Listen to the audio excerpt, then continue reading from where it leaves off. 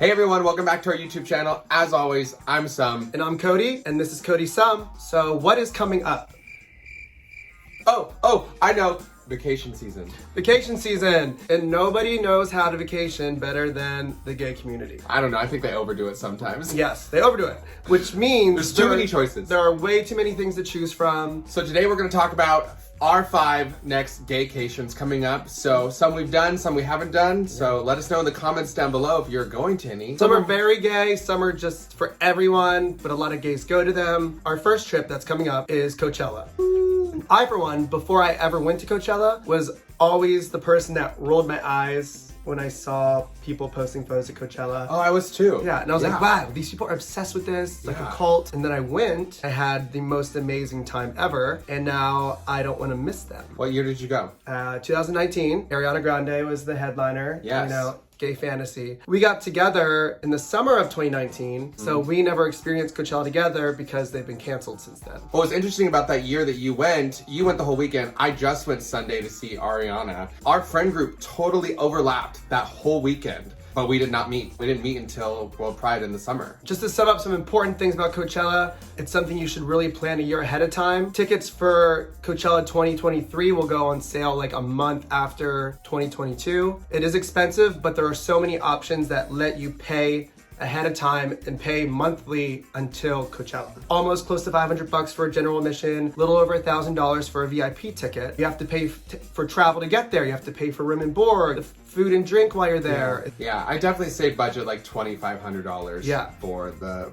for everything. We did VIP because we are older and have bad backs, which sounds ridiculous, but after you've been at a festival all day and your back is killing you, once the headliner is done that night and everyone's exiting, it takes over an hour just to walk out. But the VIP has its special exit where you just slide right out. So for us this year, we're staying in Cathedral City, which is about 20 minutes from the festival, 25 minutes. Definitely think that we're gonna order a car shuttle service because Ubering back and forth, one, it's a long wait and it does get pricey, especially at the end of the festival. Just know you're gonna be waiting for a car. We don't plan to spend a lot of time in the VIP areas.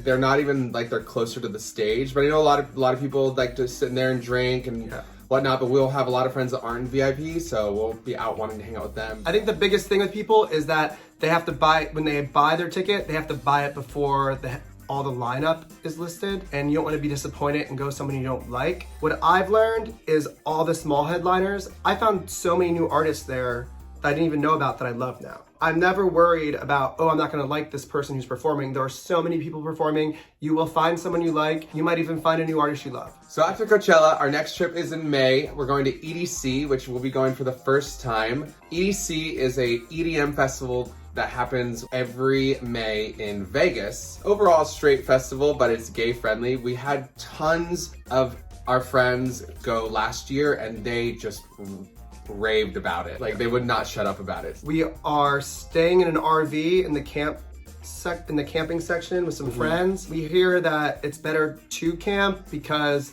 of the transportation back and forth to the festival. I mean, for what we've been told, camping is the way to go, and it's right off the grounds of the festival, so you can walk in and out. And there's apparently after parties that you would have to buy tickets for that happened on the campground. So since we're already camping there, that's free access. For us, there'll be 6 of us in an 8-person RV, so there will be plenty of room. We'll have a shower. That part all sounds great. You know, this one, there's 8 stages. Oh wow, that's a lot. Yeah, so the lineup that they got, that's why I couldn't even read it. There's just tons of DJs, and of course there's some headliners, but they don't even list all the DJs because there's 8 stages. So you can literally, from what I hear, you just bounce around. You can have an idea of who you want to see, but you can just bounce around and just find music that you love. Yeah. So our next trip after that is Pensacola for Memorial Day weekend. And we did this last year for the first time. It was probably one of our more fun weekends of the year. This is a trip that you need to book early. We booked it late last year and had to stay in a hotel that wasn't usually booked for the event. Yeah. but we still had a blast. But this time we booked it 8 months ahead of time. We booked our room at the Portofino, which is at the end of the island, 5 huge towers, right across the beach from where the parties are. The rooms are definitely pricier. We paid like almost $5,000 for a 3-bedroom for the weekend. The thing that we love about this weekend is that there is only one choice of event. We live in LA, so when we have Pride weekends and stuff, there's like 10 parties a day to choose from. And it gets a little overwhelming because you don't know where your friends will be. This is really great because everybody has to go to the same party and everyone's enjoying the weekend together. It's very low maintenance. Very low maintenance. Yeah. You don't have to make a lot of plans. You just know where to be, when to be there. Yeah. It's just a fun time. Yeah. Also, it's all homosexuals, by the way. This one is a gay event. Last year, like I said, we didn't stay at Portofino. But the overall schedule is you wake up, you go to the beach, there's DJs, everyone hangs out all day, pretty much till like it gets dark. From there, everyone goes back to the Portofino, hangs out by the pool, has dinner, refreshes. The nighttime party's like at 10 o'clock and goes to, what was it, like 2 or 3? And then after that, everyone goes back to their towers or their hotels and everyone has their different after parties. And so, or some people go to bed, whatever you want to do. Yeah. Everything's so right there. It feels like you're on your own little utopian island summer camp. So our next trip after Pensacola, which is literally 1 weekend after Pensacola, it's the first weekend of June, June 2nd through the 6th, is One Magical Weekend, which if you're not familiar, that is the LGBTQ event that happens at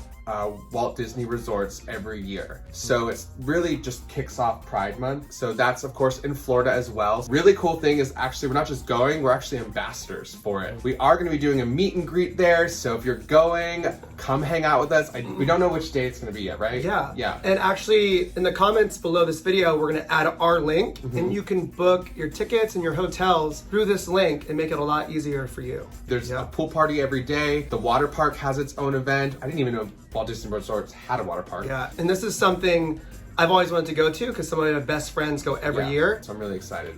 We're excited. We're excited to like share the experience. It's our first time being ambassadors together for an event. So yeah, can't wait. Our next trip, 5th one in a row, is Fire Island for the 4th of July. It's on fire. Yeah, Fire Island for the 4th of July is a big destination for the gay community. We're also going. Super gay. We're also going because it's a friend's birthday.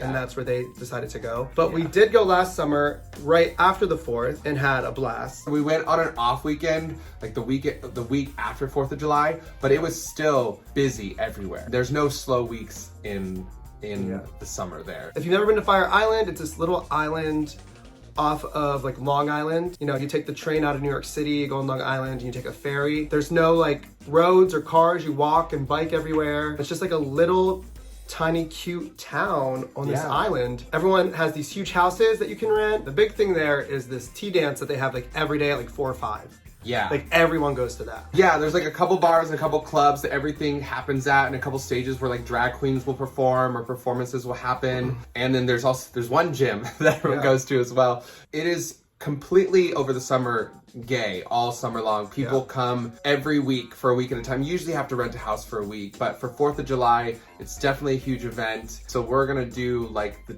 30th of June to the 6th of July. That is probably one of the most expensive trips that we have coming up. Just alone, the house is $1,500 a person. $1,500 a person, and we have 12 people. And plus you gotta buy your flights there. You gotta take a train, take a ferry, take a shuttle. We have one of the longest flights because we're coming from LA. Well, our whole group is pretty much coming from LA. And this probably, out of all the things we said, is the #1 thing you have to book the soonest. A lot of the other things we said, you could maybe find tickets and places to stay last minute. This, very unlikely. That's kind of our next 5 trips. I so wish that like I could do these events like last minute. Like if I could just be like, okay, I'm gonna start planning Coachella now, 3 weeks before, but it's like really just impossible. Like that part sucks. That everything has to be booked out so far in advance, but I do like that most of the time that means that everything's paid for by the time we get there, and so then we just get to go and enjoy it. Yeah. But you know, after that, in August, we are gonna plan a trip to Europe. We haven't even started. One, because you've probably seen that we are buying a house right now. That's an escrow, and we have all these other trips. So, but we're probably gonna do a whole video on our Europe plans once we have them all confirmed. Yeah, so we decided in this video not to talk about the Europe trip because we figured we could do a whole video on that because we do want to make multiple stops and see multiple things. I hope you guys found some of this information informative. You know, if you are and never heard or done any of these trips and you're planning to in the future, reach out and we'll help you as much as we can. Yeah. You know, but that's all we have for today. Yeah. So if you have any questions or are interested in any of the trips, just reach out to us. Yeah. That's why I make these videos. So all right, bye everyone. Thank you.